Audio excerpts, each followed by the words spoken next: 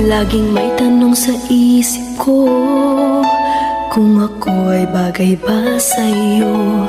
Bakit ganun lagi kang alaala ko?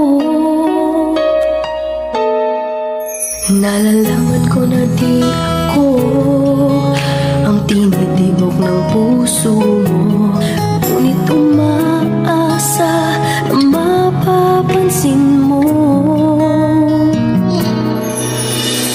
Kahit di